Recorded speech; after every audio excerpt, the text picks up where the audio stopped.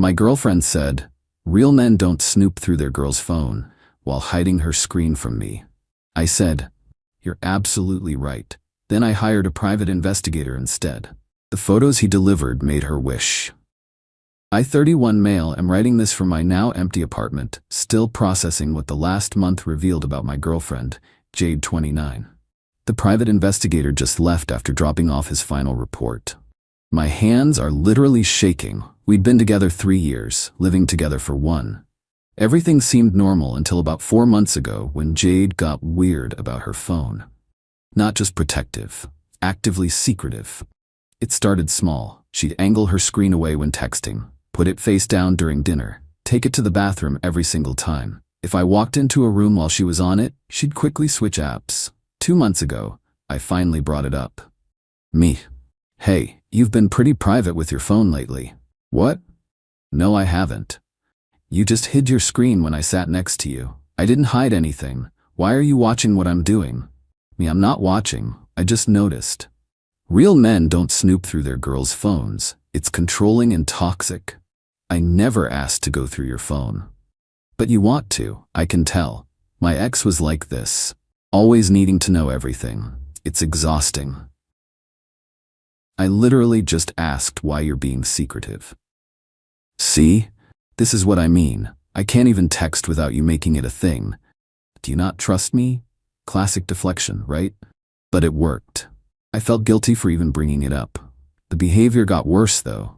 She'd leave the room to take calls, started sleeping with her phone under her pillow, changed her passcode. I only knew because she used to ask me to check texts while she drove. 3 weeks ago, we were watching Netflix when her phone buzzed. She grabbed it so fast she knocked over her wine. While cleaning up, I made a decision. You know what? You're absolutely right. About what? Real men don't snoop through phones. Oh yeah, exactly. I trust you completely. She smiled, kissed me. Good, that's how it should be. The next day, I called a private investigator. I know how that sounds, but I wasn't crazy. Something was off. The agency was professional, discreet. $2,000 retainer for a week of surveillance.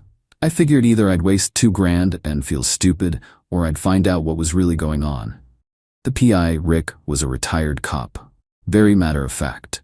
Rick, what exactly are you hoping to find? I don't know. Maybe an affair? She's just being so secretive. In my experience, when they're this careful with phones, it's usually one of 3 things. Affair, financial issues, or they're planning an exit. Planning an exit? Setting up their next situation before leaving the current one. Job, relationship, living arrangement. Like a monkey not letting go of one branch until they've grabbed the next. That hit weird. But I hired him anyway.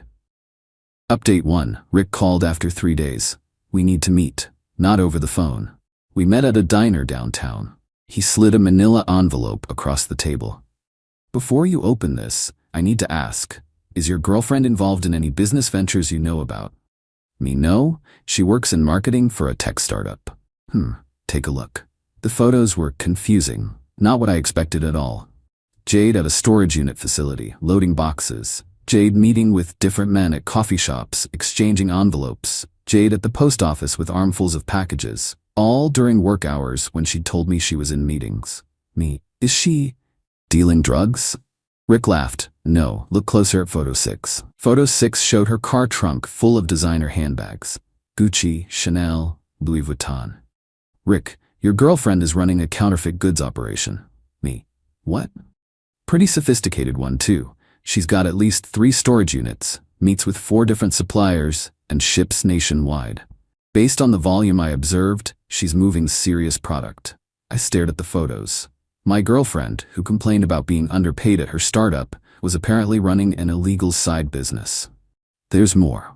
Page 2. The second page showed bank records, not hers, but a business account under JK Luxury Finds LLC.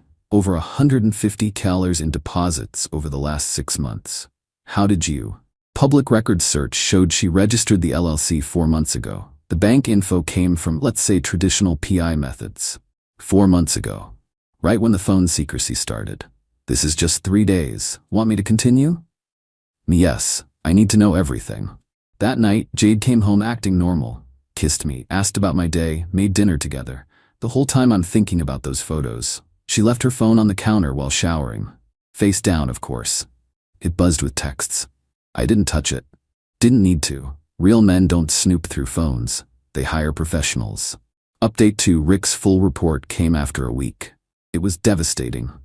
Not only was Jade running a counterfeit operation, she was planning to expand. The envelope exchanges? She was recruiting other women to sell for her. Building a whole network. But here's the kicker. She was using our apartment as a shipping address for suppliers. I'd been signing for packages thinking they were her online shopping. Nope. Fake designer goods from overseas. Rick, you're technically receiving stolen goods. If she gets caught, you could be implicated. Me, I had no idea what was in them. Try proving that. Your name's on the delivery signatures. But the worst part was the recordings. Rick had managed to record some of her meetings, one-party consent state, all legal. Jade's voice on the tape. My boyfriend? He's clueless. Thinks I'm at work all day. He's sweet but not exactly street smart, you know? I mean, he freaks out if I jaywalk. The woman she was recruiting laughed. So he has no idea about any of this? Please. He asked about my phone once, and I gave him this whole speech about toxic masculinity and trust. He apologized for even asking. Men are so easy to manipulate if you use the right buzzwords. I had to pause the recording. That stung more than finding out about the illegal business. Rick, there's one more thing. She's got a lease signed for a warehouse space. Starts next month. Me, she's expanding. She's planning to quit her real job. Go full-time with this. I sat with all this information for 2 days. Jade kept being her normal self. Affectionate, funny, planning our weekend. All while running a criminal enterprise and calling me easily manipulated. Finally, I made my move. First, I consulted a lawyer. Needed to protect myself from any legal blowback. He advised documenting everything and creating distance between me and her operation. Second, I started looking for a new apartment. Found a studio across town, put down a deposit. Third, I gathered all the packages I'd signed for and photographed them, creating a timeline showing I had no knowledge of the contents. Then I confronted her, but not how you'd think. Saturday morning, she was on her phone in bed, angled away as usual. May, I need to talk to you about something. What's up, babe? I got a job offer in another state. I'm taking it. She sat up fast. What? When? Why didn't you tell me? It happened fast. I leave in 2 weeks. 2 weeks? What about us? I figured you'd be too busy with JK luxury finds to relocate. The color drained from her face. Oh, should I not know about that? I don't know what you're talking about. I pulled out Rick's folder, started laying photos on the bed, her at the storage units, the bank records, the LLC filing. You had me followed? Real men don't snoop through phones, they hire professionals. This is insane. You hired a PI? That's psycho behavior. Is it more or less psycho than using your boyfriend's address to receive counterfeit goods, making him unknowingly complicit in federal crimes? She tried to flip it. Of course she did. Jade, this is my business, my hustle. You're supposed to support me. Support you lying to me? Using me? Oh, and my favorite part, I hit play on the recording. Let her hear herself calling me easily manipulated. She went pale, then angry, then tried tears. I didn't mean that, I was just trying to sound tough. You meant it, and you were right, I was easy to manipulate. Real men don't snoop. Nice touch. Baby, please, we can work this out. No, I'm moving out, today actually. Movers will be here in an hour. You can't just leave. We have a lease. Your name's on the lease, mine isn't. Remember? You insisted on that because of your independence. The movers showed up. Jade alternated between screaming at me and begging, calling me controlling, then saying she loved me, saying I was overreacting, then admitting she'd made mistakes. As I was leaving, she played her last card. Jade, I'll tell everyone you hired a PI, that you're a stalker. Me, go ahead. I'll tell them why I hired one, including the police. That stopped her cold. Me, oh, didn't think about that. See, I'm not blackmailing you. I'm not threatening you. I'm just leaving. But if you come after me, try to damage my reputation, make this messy, I'll hand everything over to the authorities. Rick documented enough to put you away for years. Final update. It's been 3 weeks since I moved out. Here's what happened. Jade tried calling me approximately 1 million times the first week. Texts ranged from, I'm sorry, to you're dead to me, to please come back, to I'll ruin you. I documented everything but didn't respond. Then she made a crucial mistake. Remember those suppliers she was meeting with? Well, one of them was actually an undercover cop.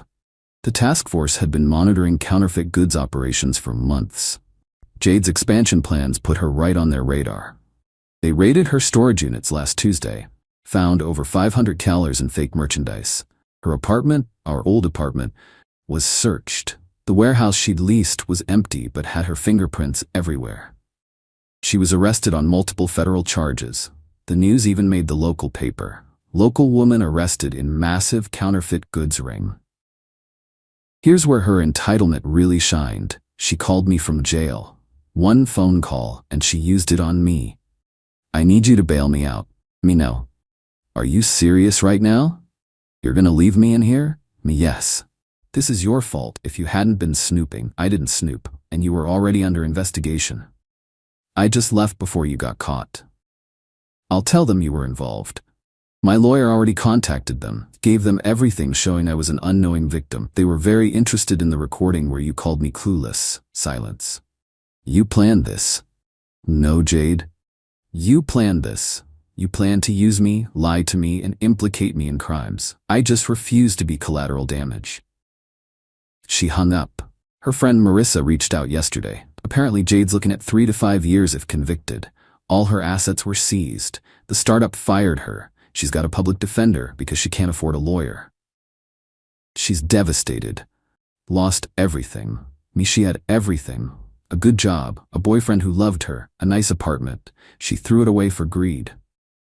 She said you were controlling, hired a PI to stalk her. I hired a PI after she gaslit me about phone privacy while committing federal crimes in my home. If that's controlling, then yeah, I'm controlling. She really loved you, you know? No, she didn't. You don't endanger someone you love. You don't mock them to strangers. You don't use their trust against them. The conversation ended there. As for me, I'm doing okay. The studio's actually nice, closer to work. Started therapy to deal with the trust issues this whole thing created. Oh, and Rick? He gave me a discount on his final invoice. Said it was the most interesting domestic case he'd worked in years. Apparently, most of his cases are simple cheating. This one's going in my memoirs, he joked. Looking back, the signs were there. The sudden extra money she always had excuses for. The packages she was weirdly protective of. The way she'd redirect any conversation about finances. But I trusted her. When she said real men don't snoop, I believed that was about respect, not about hiding crimes. Lesson learned. Trust but verify. And if someone accuses you of being controlling for asking basic questions, that's probably projection. To anyone else dealing with secretive partners, you're not crazy, you're not controlling. Trust your gut, and maybe keep a PI's number handy, because real men might not snoop through phones, but real partners don't run criminal enterprises behind your back either.